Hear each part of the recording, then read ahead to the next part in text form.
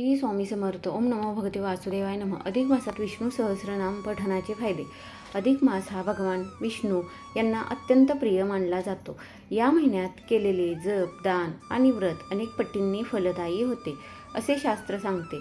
पण तुम्हाला माहीत आहे का, अधिक मासात विष्णू सहस्रनाम पठण केल्याने काही विशेष आणि गुप्त फायदे मिळतात.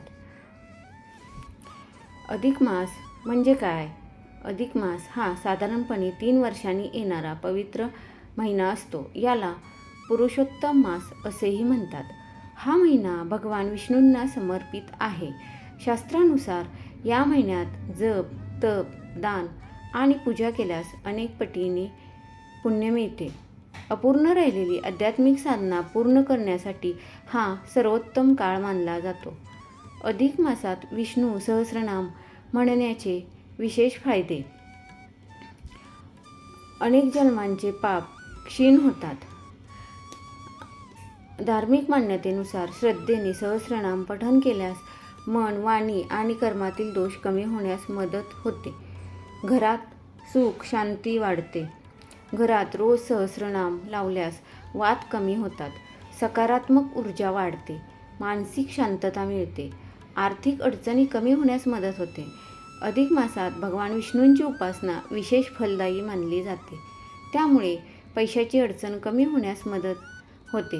कामातील अडथळे कमी होणे, नवीन संधी मिळते. ग्रहदोष आणि अडथळे कमी होतात.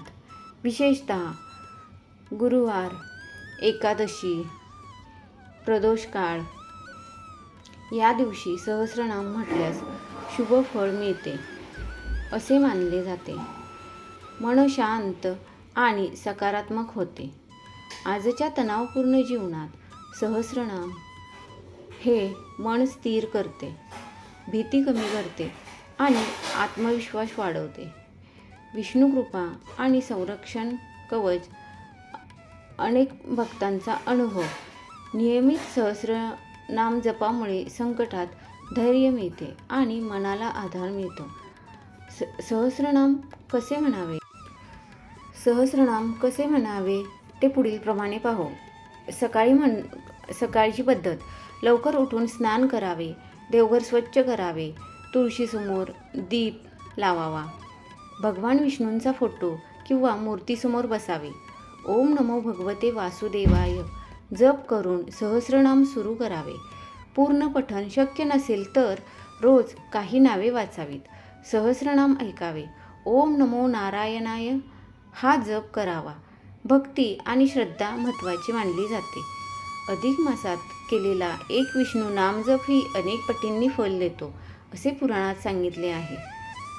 सहस्रनाम हे फक्त स्तोत्र नाही, ते मानसिक शांतता आणि भक्तीचा दिव्य मार्ग आहे. श्री स्वामी समर्थ.